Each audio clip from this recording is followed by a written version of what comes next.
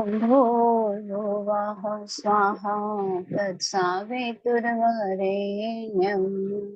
भर्गो देवस्य धीमहि धियो यो नः प्रचोदयात्। माँ और ठाकुर का अपने हृदय स्थान पर ध्यान करते हुए ओम गुरुर्ब्रह्मा गुरुर्विष्णु गुरुरेव महेश्वरा गुरुरेव परं ब्रह्मा तस्मै श्री गुरवे नमः। अखण्डमण्डलाकारं व्याप्तं येन चराचरं तत्पदं दर्शितं येन तस्मै श्री गुरवे नमः। मातृवत् लाले त्रिचा पितृवत् मार्गदर्शिका नमोस्तुते गुरु सत्ताये श्रद्धा प्रज्ञायुता जया। ओम श्री गुरवे नमः। आवाहयामि स्थापयामि ध्यायामि ततो नमस्कारं करोमि। प्रणाम आप सभी को। आइए ब्रो,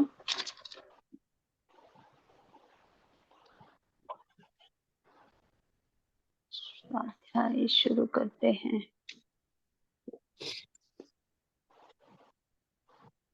चैप्टर 17 से।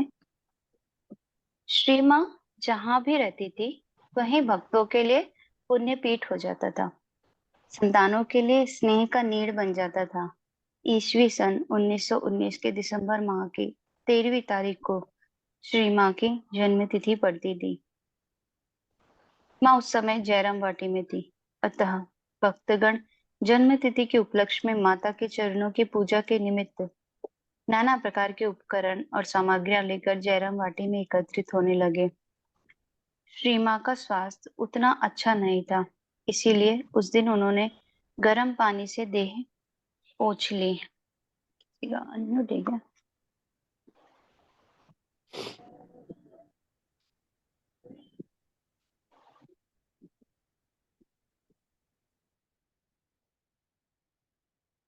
इसलिए उस दिन उन्होंने गर्म पानी से देह पोंछ ली और स्वामी शारदानंद जी द्वारा भेजे गए नए वस्त्र को पहनकर श्री ठाकुर की पूजा की। तत्पश्चात भक्तों ने उन्हें माल्यादि से विभूषित किया और उनके श्री चरणों में पुष्पांजलि देने लगे। श्री माँ ने सबको हृदय खोलकर आशीर्वाद दिया। भक्तों के अतिरिक्त बहुत से गांव वालों ने भी संतोष पूर्वक प्रसाद पाया। कठोर परिश्रम के फलस्वरूप उसी दिन शाम को श्री माँ को बुखार हो गया। गांव की चिकित्सा चलने लगी। बुखार कभी थोड़ा उतर जाता और फिर से चढ़ जाता। इस प्रकार लगातार कई दिनों तक भुगतने के कारण वे धीरे धीरे बहुत ही दुर्बल हो गए। इस अवधि में दूर दूर से दीक्षार्थी हृदय में बड़ी आशा लिए आते रहते थे, इसलिए वे किसी को निराश नहीं करती थी। सेवकों के निषेध का कोई फल न होता था। उन्होंने मानो मुक्ति देने के लिए कमर कस ली थी। स्थानीय चिकित्सा से कुछ लाभ न होता देख स्वामी शारदानंद जी को उनकी शारीरिक अवस्था के संबंध में सारी खबर भेजी गई, पर इस समय वे श्री रामकृष्ण संघ के विशेष कार्य से वाराणसी गए हुए थे। शारदानंद जी की अनुपस्थिति में श्री माँ ने उस समय कलकत्ता जाना स्वीकार नहीं किया। वाराणसी से लौटते ही शारदानंद जी को कुछ आवश्यक काम से भुवनेश्वर जाना पड़ा। कलकत्ते में लौट आते ही उन्होंने अविलंब श्री माँ को बाग बाजार के उद्बोधन मठ में लाने की व्यवस्था की। माँ भी राजी हो गई। 24 फरवरी को यात्रा का दिन निश्चित हुआ। रवाना होने के 2 दिन पहले श्री माँ धीरे धीरे सिंह वाहिनी देवी के मंदिर में प्रणाम करने लगी, अथवा वे देवी से विदा लेने लगी, यह कौन जाने। सिंह वाहिनी मंदिर जयराम वाटी में है, जहाँ पे माँ को सबसे पहले माँ के ही दर्शन हुए थे। वापस आने पर उन्हें इतनी थकावट मालूम हुई कि कहने लगे, मैं पसीना पसीना हो गई थी। यात्रा के दिन सवेरे वे घर के पास तालाब में हाथ मुंह धोने गए। वे इतनी दुर्बल हो गई कि घाट पर ही गिर पड़ी। भाग्य से वे पानी में नहीं गिरी। सवेरे श्री रामकृष्ण देव की पूजा आदि समाप्त कर श्री माँ यात्रा के लिए तैयार हुई। इस बीच गांव के बहुत से स्त्री पुरुष श्री माँ के श्री माँ के मकान में इकट्ठे हो गए थे। सभी ने सजल नयनों से कहा, चंगी होके जल्दी चली आना। हम लोगों को ज्यादा दिन भूली मत रहना। श्री माँ ने केवल इतना कहा, सब कुछ ठाकुर की इच्छा है, तुम लोगों को क्या भूल सकती हूँ। और यह कहकर उन्होंने श्री रामकृष्ण देव के नित्य पूजित चित्रपट को कपड़े में लपेटकर बक्से में रखा और प्रणाम करके खड़ी हुई। इस बार माँ ने क्यों नहीं, जरूर आऊंगी, ऐसा नहीं कहा। अब श्री रामकृष्ण देव काया थे और वे उनकी छाया रूप से उनमें पूर्ण रूप से विलीन हो गई थी। इस समय की श्री माँ के प्रत्येक व्यवहार और बात से यह स्पष्ट प्रतीत होता था कि वे अपनी मर्त लीला भूमि जयराम वाटी से सदा के लिए विदा ले रहे हैं। पहले के ही समान वे इस बार भी गांव के छोर तक धीरे धीरे पैदल चलकर फिर पालकी पर बैठी। गांव में से होकर जाते समय उन्होंने मंदिरों के उद्देश्य से हाथ जोड़कर प्रणाम किया। वे इस प्रकार तन्मय होकर चल रही थी, मानो वे हृदय से सबसे विदा लेती हुई जा रही हैं। पालकी पर बैठकर एक सेवक को अपने उपयोग में आई हुई चादर देते हुए कहा, हरी, इसे रख लेना।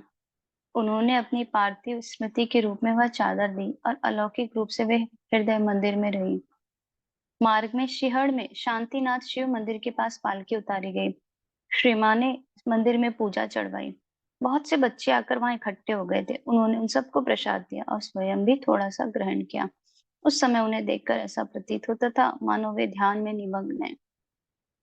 लगभग 11 बजे श्री माँ कुआलपाड़ा पहुंची। कुछ देर बाद खोजने पर उनकी एक मच्छरदानी नहीं मिली। इस पर उन्होंने कहा था, सभी अशुगुन देख रही हूँ। उस और मार्ग में किसी चीज का खो जाना अशुभ सूचक माना जाता है। उसी दिन शाम को श्री माँ की संगिनियां राधु आदि 5 बैलगाड़ियों में विष्णुपुर की ओर रवाना हुई। श्री माँ उस रात ग्वालपाड़ा में रही। दूसरे दिन सवेरे श्री रामकृष्ण देव की पूजा आदि समाप्त कर वे यात्रा के लिए तैयार हुई। सेवक ने जगदम्बा आश्रम में पहुंचते ही सुना, श्री माँ ठाकुर से कह रही हैं, उठो, रवाना होने का समय हो गया है। फिर उन्होंने ठाकुर के चित्रपट को कपड़े में लपेटकर बक्से में रखा। सेवक को देखते ही उन्होंने कहा, आ गए, इतनी देर क्यों की, धूप हो जाएगी, इस यात्रा का फूल लो।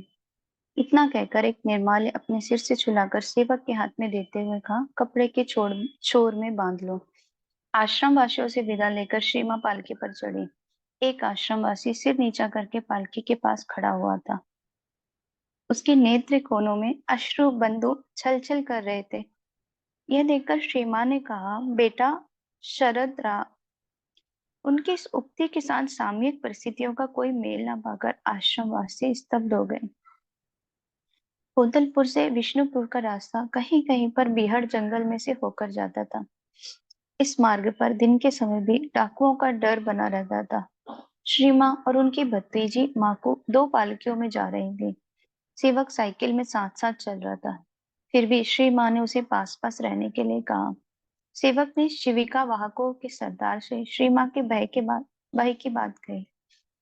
सरदार साहस देता हुआ बोला, हम इतने कहार हैं और हर एक के एक एक मजबूत लाठी है, पालकी के नीचे रखी हुई है।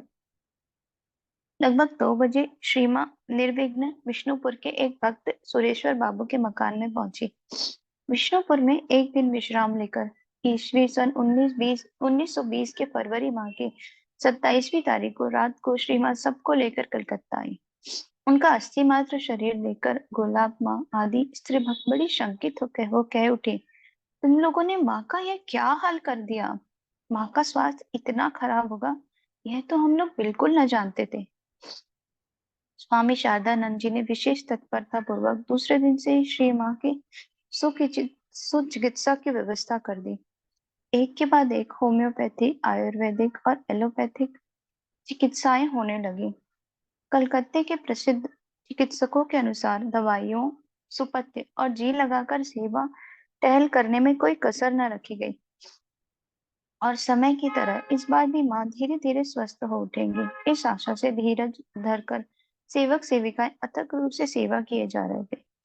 श्री माँ के कलकत्ता आगमन के 13-14 दिन बाद भी जब होम्योपैथिक चिकित्सा से कोई विशेष फल ना हुआ, तब आयुर्वेदिक चिकित्सा शुरू की गई। इससे ज्वर थोड़ा उतर गया।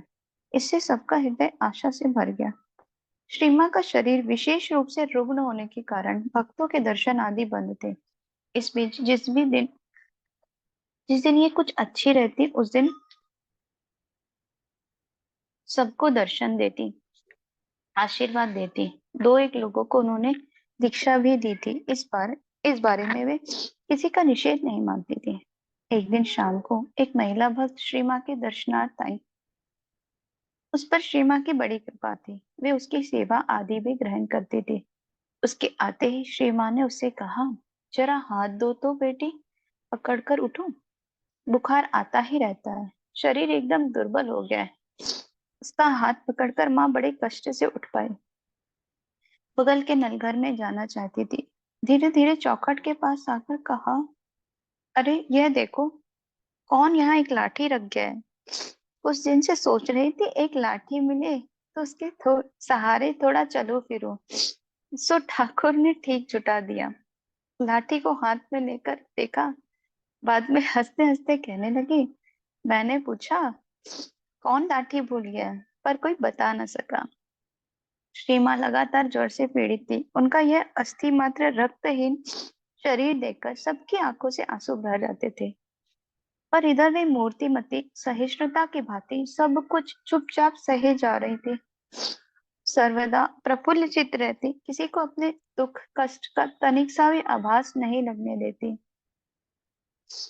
माँ को कष्ट देखकर एक ब्रह्मचारी शिष्य सोचने लगे, माँ की बीमारी मेरे शरीर में आ जाए तो अच्छा हो, माँ अच्छी रहे, उनका स्वास्थ्य अच्छा रहे तो कितने लोगों का कल्याण हो सकेगा।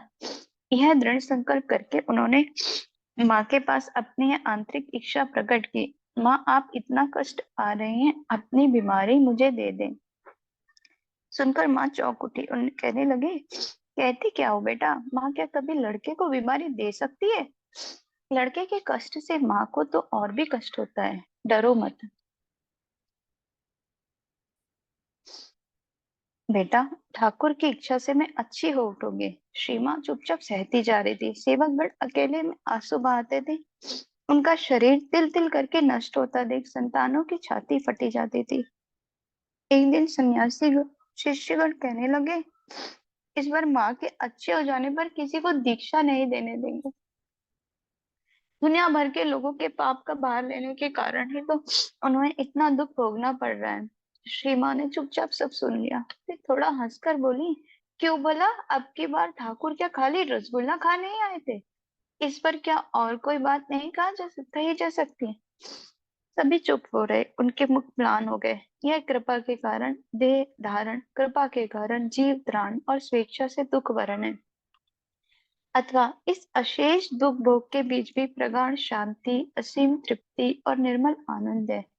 यस्मिन स्थितो न दुखेन गुरुणापि विचाल्यते। वही तो है मैं। जयराम बाटी की बात है। श्री माँ वहीं थी। एक दिन सवेरे 7-8 बजे तीन भक्त स्वामी ब्रह्मानंद जी का पत्र लेकर दीक्षा के लिए जयराम बाटी में उपस्थित हुए। श्री माँ को यह चिट्ठी पढ़कर सुनाई गई। भक्त प्रणाम करने गए। उनको देखते ही माँ पैर समेट कर बैठ गई। बाकी समय गठिया के कारण वे पैर फैलाकर ही बैठती थी और भक्तों के प्रणाम करने के समय भी उनके पैर फैले रहते थे। उन भक्तों के प्रणाम करके बाहर जाते ही वे करुण स्वर से कहने लगी, आखिर राखाल ने क्या मेरे लिए यही भेजा? लड़के लोग बाहर देश से माँ के लिए कितनी अच्छी अच्छी चीजें भेजते हैं, और राखाल ने मेरे लिए यही भेजा। वे उन भक्तों को दीक्षा देने के लिए राजी ना हुई। उन लोगों को बेलूर मठ लौट जाने के लिए कह दिया। भक्त फिर से माँ के पास आए और कातर होकर दीक्षा के लिए प्रार्थना करने लगे, पर माँ सहमत न हुई। उन लोगों के बाहर चले जाते ही वे रामकृष्ण देव से कुछ मान करने के स्वर में कहने लगे, ठाकुर, कल भी मैंने तुमसे कोई दीक्षार्थी न आने के कारण प्रार्थना की थी कि दिन व्यर्थ न चला जाए, और अंत में तुम यही ले आए। बाद में बहुत देर तक सोच विचार कर उन्होंने अंत में उन भक्तों को दीक्षा देना स्थिर किया। कहा, जब तक शरीर है, ठाकुर तुम्हारा काम। जब तक शरीर है ठाकुर तुम्हारा काम किए जाऊं, उन भक्तों को दीक्षा हो गई। इस घटना के कुछ दिन बाद की बात है। बलूर मठ में 2 मंजिले पर गंगा की ओर के बरामदे में स्वामी ब्रह्मानंद, प्रेमानंद, शिवानंद और शारदानंद बैठे हुए थे। उन्हें जयराम वाटे के दीक्षा दान के संबंध में पूरा पूरा विवरण सुनाया गया। सुनकर ब्रह्मानंद जी तो सिर लटकाकर स्तब्ध हो रहे। शिवानंद जी और शारदानंद जी एकदम चुप हो रहे। प्रेमानंद जी कुछ क्षण बाद लंबी सांस छोड़ते हुए हाथ जोड़कर गंभीर आवेग भरे स्वर से कहने लगे, कृपा कृपा, इस महिमामय कृपा द्वारा ही माँ हम लोगों की सारे समय रक्षा कर रहे हैं। उन्होंने स्वयं कैसा विष ग्रहण कर लिया, ये हम शब्दों में व्यक्त नहीं कर सकते। यदि हम लोगों ने इस विष को लिया होता तो जल भुन कर राख हो जाते। शिवा अवतार में शिव विषपान करके नीलकंठ हो गए थे। रामकृष्ण अवतार में बहुत से लोगों का पाप अपने ऊपर लेने के कारण कंठ रोग उनका भूषण हुआ था। और शारदा देवी के जीवन में दूसरों के पाप पचाते पचाते उनके शरीर में भीषण दाह होने लगा था। फिर भी उनके अंतिम दिनों में उनकी लीला देह में केवल कृपा की ही दीप्ति थी। तभी तो उन्होंने हंसते हुए कहा था, क्यों भला ठाकुर क्या खाली रसगुल्ला खाने ही आए थे। आयुर्वेदिक चिकित्सा से श्री माँ का ज्वर कुछ उतर गया। सबके हृदय में कुछ आशा का संचार हुआ। अन्य बार की भांति इस बार भी राधु, नलिनी, माँ को आदि भतीजियां माँ के साथ आई थी। राधु का लड़का बनु भी था। माँ के प्रति राधु का अत्याचार मानो कदम कदम बढ़ता जा रहा था। माँ इधर इतनी बीमार थी, पर राधु की उस ओर तनिक भी नजर न थी। वह तो अपने ही विचारों में मस्त थी। अब तक श्री माँ उसके सारे अत्याचार सहती रही, पर जब अब धीरे धीरे उनके लिए भी यह सब असहाय हो उठा। एक दिन एक महिला भक्त माँ के पास आई। उसके पास खेद प्रकट करते हुए माँ ने कहा, हाय बेटी, इस राधु के लिए मेरा सब कुछ गया। देह, धर्म, कर्म, अर्थ, जो कुछ कहो सब। लड़के को तो वह मार ही डालती थी। यहाँ आकर सरला सेविका के हाथ सौंप देने से मैं बच गया। फिर कांचीलाल भी देख रहा है। इसी समय डॉक्टर कांजीलाल माँ को देखने आए। राधु ने भी आकर कहा, मेरा हाथ देखो तो, नीचे लोहे के खंभे से टकराकर फूल गया है। कहीं कहीं छिल जाने से खून भी निकला है।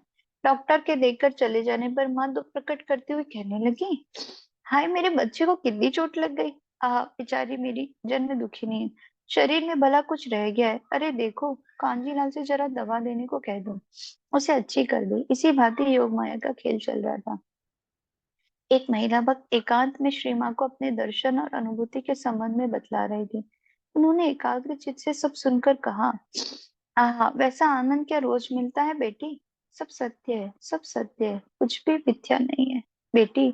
वे ही सब है, वे ही प्रकृति है, वे ही पुरुष है। उन्हीं को पकड़े रहो, सब कुछ मिलेगा। महिला भक्त अपनी अनुभूति के संबंध में कह रही है, किसी किसी दिन गंभीर रात्रि में ध्यान करते समय एक ध्वनि सुन पाती हूँ। अधिकांश समय उसे शरीर के दाहिनी ओर से उठते हुए सुनती हूँ। कभी कभी मन थोड़ा नीचे आने पर बाईं ओर से उठते हुए भी सुनती हूँ। श्री माँ ने कुछ सोचकर कहा, हाँ दाहिनी ओर से ही होती है। बाईं ओर से उठना देह भाव से होता है। कुंडलनी जागृत होने पर ये सब अनुभव होते हैं। बाईं ओर से जो उठती है वही ठीक है। अंत में मन ही गुरु हो जाता है। मन स्थिर करके यदि कोई 2 मिनट भी उन्हें भगवान को पुकार सके तो वह भी अच्छा। आयुर्वेदिक चिकित्सा से ज्वर लगभग 2 सप्ताह बंद रहने के बाद फिर से श्री माँ को ज्वर हो गया। अतः लाचार हो एलोपैथिक चिकित्सा शुरू की गई। धीरे धीरे श्री माँ अधिकाधिक ध्यान मग्न रहने लगी। सर्वदा अनमनी सी रहती थी, मानो उनका मन असीम ज्योति के राज्य में उड़कर विचरण कर रहा था। ज्वर फिर से बढ़ता चला।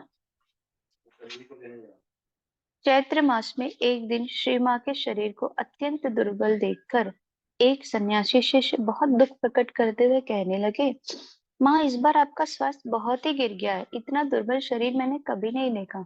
श्री माँ धीरे धीरे कहने लगी, हाँ बेटा, शरीर बड़ा दुर्बल हो गया है। अब यह सर्वदा उन्हीं को चाहता है और कुछ अच्छा नहीं लगता। यही देखो ना, राधो को कितना चाहती थी। उसकी सुख सुविधा के लिए मैंने क्या नहीं किया। पर अब भाव बिल्कुल उल्टा हो गया। उसके सामने आने से विरक्त हो उठती हूँ। सोचती हूँ, क्यों वह सामने आकर मेरे मन को नीचे लाने की कोशिश कर रही है। ठाकुर अपने काम के लिए अब तक इन सबके द्वारा मन को नीचे रखे हुए थे, नहीं तो उनके चले जाने के बाद क्या मेरा रहना संभव होता। श्री माँ मानो श्री रामकृष्ण देव का आह्वान सुन पा रही थी। स्वेच्छा से लिए हुए उनके सारे माया के आवरण अब हटते जा रहे थे। वे भी मानो महाप्रयाण के लिए प्रस्तुत होने लगी। एक दिन दोपहर को लगभग 1-2 बजे बुखार तेज होने लगा। सेवक वरदानित्य के भांति उनके खाट के पास बैठकर हवा कर रहा था और उनके मस्तक पर गीला हाथ फेर रहा था। श्री माँ स्नेह पूर्वक सेवक संतान की छाती और पीठ पर हाथ फेरने लगी और उसके विषम मुख की ओर देखकर करुण स्वर से कहने लगी, शरीर के चले जाने पर तुम लोगों को बहुत दुख होगा, यह मैं समझ रही हूँ। सेवक की आंखें डबडबा आई। सिर नीचा करके अपने को संभाल कर उसने कहा, माँ यह सब आप क्या कह रही हैं?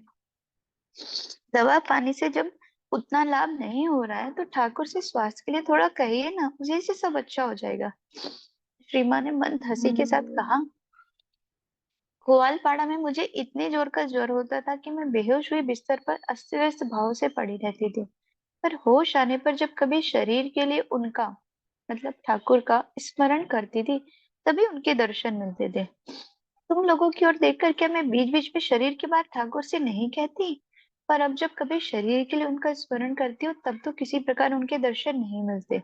मुझे लगता है उनकी इच्छा नहीं है कि यह शरीर रहे, तुम लोगों की देखभाल के लिए शरत रहा। सारी चिकित्साएं व्यर्थ हुई, रोग दिन पर दिन बढ़ता ही चला। कलकत्ता के सबसे बड़े डॉक्टर नील रतन सरकार को भी लाया गया। उन्होंने कहा कि काला ज्वर हो गया है। तदनुसार चिकित्सा चलने लगी, पर ज्वर थोड़ा भी कम ना हुआ। दिन में 3-4 बार बुखार चढ़ आता था। पित्त प्रधान ज्वर था। इस कारण शरीर में असहाय जलन होती थी। माँ कहती, काई से ढके तालाब में डूब रहने को जी करता है। अब गर्मी के दिन थे। एक दिन बहुत दूर जाने पर बर्फ मिली। इधर माँ का बुखार चढ़ रहा था। शरीर में भीषण जलन हो रही थी। बर्फ को कपड़े में लपेटकर उस पर माँ का हाथ रखते ही उन्हें आराम मिला। वे सेवक का नाम लेकर कह उठी, ओ रास बिहारी, ये कहाँ से पाया तुमने? इतने कष्ट और बीमारी की दशा में भी सब कोई श्री माँ का स्नेह स्पर्श पाते थे। सेवक सवेरे डॉक्टर के पास जाने वाला था। वह रोग का विवरण पूछने श्री माँ के पास आया। माँ स्नेह भरे स्वर से बोली, खाकर जाना, आते देर हो जाएगी। डॉक्टर और वैद्य उन्हें देखते देखते आते थे। वे प्रत्येक का नाम ले लेकर स्वयं फल मिठाई आदि दिलवाती थी। एक दिन आराम बाग से कुछ परिचित भक्त आए। बहुत धीमे स्वर में श्री माँ रुक रुक कर उन लोगों से पूछने लगी, अच्छे हो बेटा? कुछ खाया नहीं जाता, दुर्बल हो गई हो। वरदा श्री माँ का तृतीय भाई चल बसा। देश की खबर भी लेने लगी। उधर पानी वर्षा। फिर भक्तों से सस्नेह पूछने लगी, प्रसाद ग्रहण करोगे ना? कुछ दिन पहले आराम बाग के भक्तों ने रमणी नामक एक स्त्री के हाथ से श्री माँ के लिए कुछ कच्चे ताड़ फल भेजे थे। वह स्त्री श्री माँ की परिचित थी। कई बार कुछ सामग्रियां लेकर जयराम वाटी भी गई थी। उसके संबंध में माँ कहने लगी, रमणी कब आई थी पता नहीं, बुखार के कारण होश नहीं था। उनसे कहना कि मन में दुख न लाए।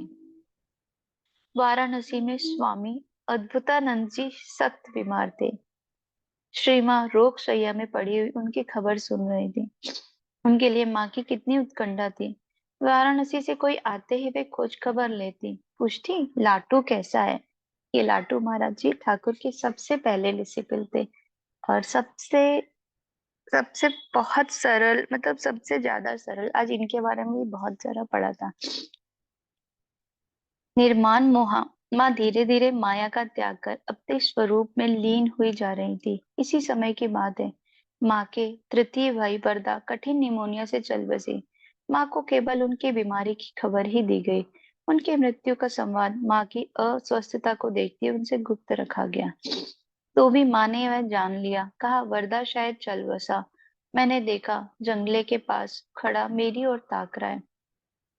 तब उन्हें सारी बात बतलाई गई। स्नेहास्पद भाई के मृत्यु संवाद पर श्री माँ ने बस सामयिक शोक प्रकट मात्र किया। इस घटना के कुछ दिन बाद ही एक ब्रह्मचारी आया। वह जयराम वाटी में श्री माँ का सेवक था। माँ के भाइयों को घनिष्ठ रूप से जानता था। ब्रह्मचारी से बातचीत के प्रसंग में श्री माँ ने कहा, सुना तुमने, पर्दा अब नहीं रहा। माँ की वाणी में शोक का लेश मात्र न था, इसलिए उनकी बात का मर्म समझने में असमर्थ तो ब्रह्मचारी केवल उनके मुख की ओर ताकता रहा। माँ ने तब स्पष्ट करते हुए कहा, अरे जयराम वाटी के फुदे शुदे का बाप। यहाँ तक कि उन्होंने मेरा भाई कहकर भी उल्लेख नहीं किया। श्री माँ का बस यही बताना चाह रहे हैं कि माँ अब अपनी लीला समेट रही है और अब उनको कोई भी योग माया से कहीं कुछ कोई बांध नहीं पा रहा है। श्री माँ का अपार्थिव मन अब धीरे धीरे स्वरूप में लीन होता जा रहा है। यह बात दिन पर दिन छोटी बड़ी अनेक घटनाओं से प्रकट होने लगी। वे अब राधु आदि की बहुधा खोज खबर नहीं लेती थी। उनके सामने उनके सामने आने पर भी वे मानो विरक्त हो कुछ क्षण बाद ही अपना मुंह फेर लेती थी। स्त्री पुरुष सब भक्तों के लिए दर्शन आदि बंद थे। तो भी जो श्री माँ के विशेष परिचित थे, ऐसे दो एक भक्त उनके पास आते रहते थे। गौरी माँ दक्षिणेश्वर जीवन की माँ की, वह गौर दासी माँ की सेविका संगिनी ठाकुर की शिष्या प्रतिदिन गंगा स्नान के बाद थोड़ी देर के लिए माँ के पास आती थी। माँ का उन पर बहुत प्यार था, बड़ी कृपा थी। गौरी माँ रोज सवेरे आती थी। जैसा बन पड़ता श्री माँ की कुछ सेवा करती, हुआ तो थोड़ी देर पंखे से हवा कर देती या और कुछ। इसी से उन्हें परम संतोष होता था। किंतु एक दिन उनके आते ही श्री माँ का सहसा भावांतर हो गया। वे कुछ कड़े स्वर से कह उठे, मुझे स्पर्श न करो। रोज क्या करने क्या देखने आती हो? मुझे क्यों इस तरह सताने आती हो? श्री माँ की इस अचिंतनीय उदासीनता से गौरी माँ स्तंभित रह गई। शुष्क नेत्रों से श्री माँ की ओर देखते हुए वे कातर कंठ से बोली, माँ आप इतनी बीमार है, इससे हम लोगों के मन में शांति नहीं है। इसीलिए रोज एक बार आपको देखने आ जाती हूँ। श्री माँ ने कुछ चुप रहकर कहा, यदि आओ भी तो मेरे कमरे में ना आना, दरवाजे के बाहर से देख जाना और कोई बातचीत ना करना। गौरी मुंह के मुंह पर मानो ताला पड़ गया। रोते रोते उन्होंने विदा ली। उसके बाद भी वे प्रतिदिन आती, पर माँ के कमरे के दरवाजे के बाहर बहुत देर तक चुप बैठी रहती और हृदय की वेदना आंखों के रास्ते आंसुओं के रूप से प्रकट करती। माँ सब कुछ देखती, पर वे अचल अटल निर्विकार पड़ी रहती। एक एक करके वे सारे माया बंधन काटती जा रही थी। बुखार बढ़ने पर छटपटाने लगती और अक्सर कहती, मुझे गंगा के तट पर ले चलो। गंगा तीर पर मैं ठंडी होंगी। वे मानो मई घेरे से निकल जाना चाहती थी। शरद महाराज गंगा के तीर पर मकान की खोज में थे। इधर माँ को वाराणसी ले जाने की भी बात चल रही थी, पर डॉक्टरों ने माँ को इस दशा में स्थानांतरण करने की अनुसम्मति नहीं दी। बुखार जाता ही नहीं था। चिकित्सकों को कुछ सोचना पड़ता था। चिकित्सा बदल दी जाती थी, पर किसी से कुछ लाभ ना हो रहा था। 2 महीने पहले ही वैद्यराज ने कह दिया था, आप लोगों के भक्तों में से जो कोई श्री माँ के दर्शन करना चाहे उन्हें आप लोग खबर दे। संकेत है, क्योंकि इस बीमारी से अच्छी होने की अब आशा नहीं है। इसी समय की बात है, एक दिन सहजा श्री माँ ने राधु को बुलवाया और उससे कहा, देख तू जयराम बाटे चली जा, यहाँ और न रहे। राधु विहल उस श्री माँ की ओर ताकती रह गई। सेविका से श्री माँ ने कहा, शरद से कहो कि इन सबको जयराम बाटी भेज दे। सेविका तो स्तब्ध रह गई, सोचने लगी, राधु तो इनके श्वास प्रश्वास के समान है और उसी राधु को वे हटा देना चाहती है।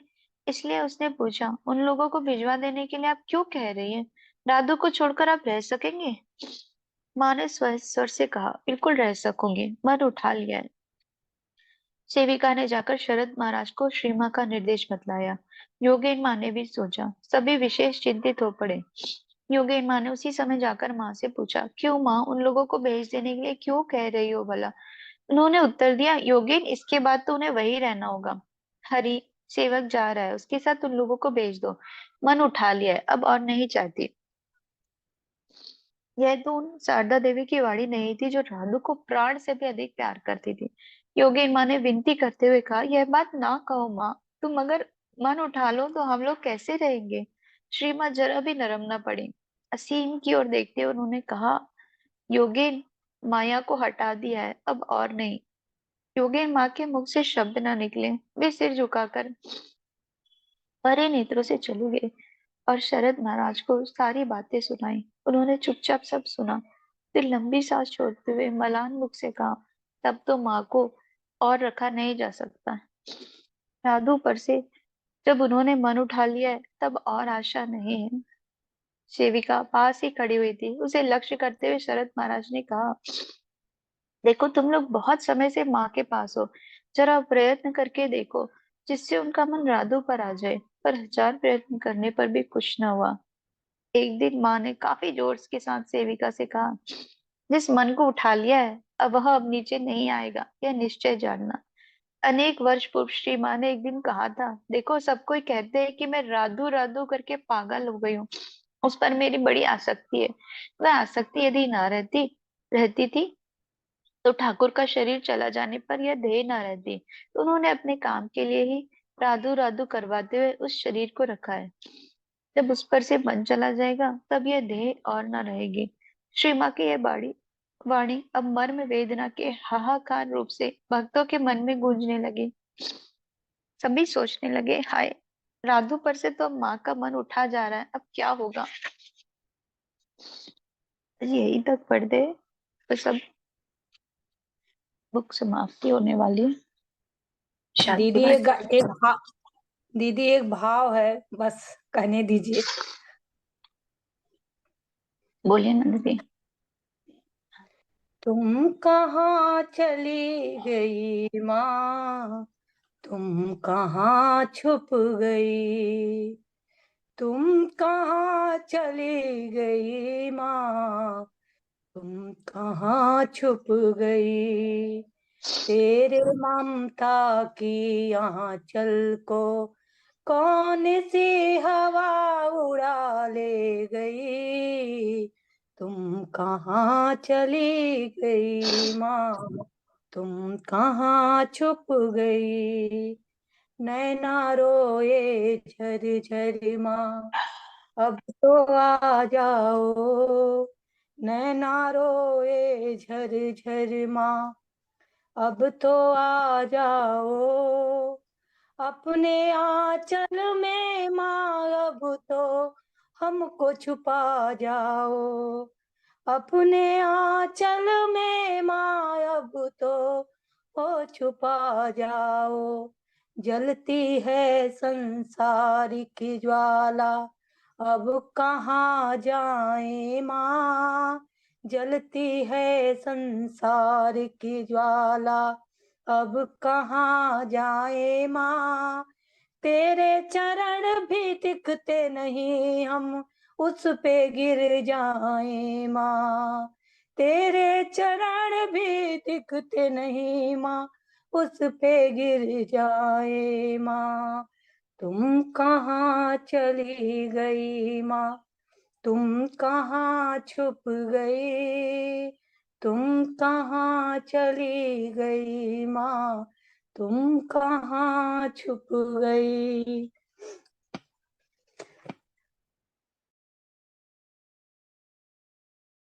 जय गुरुदेव दीदी। अब तो आज की रात भी इतना मुश्किल है।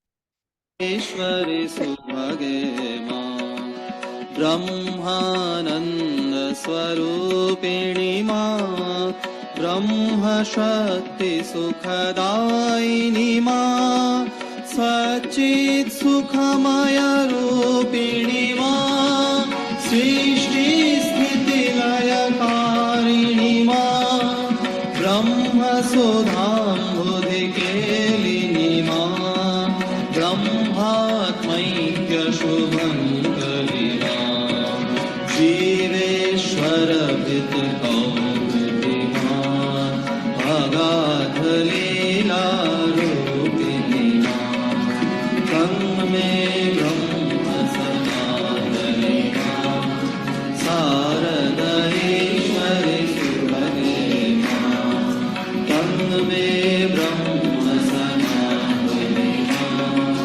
शारदैश्वरी सुभगे माँ, चिन्मय रूप विलासिनी माँ, बहिरान्तर सुखवर्धिनी माँ, ज्ञानानन्द प्रवर्षिणी माँ, दिव्य रसामृत वर्षिणी माँ, मूलाधार निवासिनी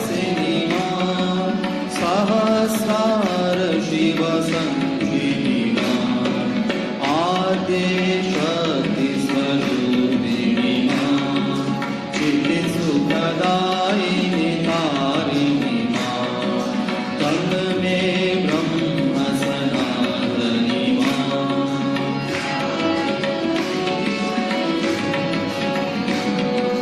तंग में ब्रह्म सनातनी मां शारदेश्वरि सुभगे मां शुभमति दायिनी शाङ्करी मां दुर्गति दुर्मति नाशिनी मां महाकालहिनी नर्तिनी मां जीव शिवान्तरभ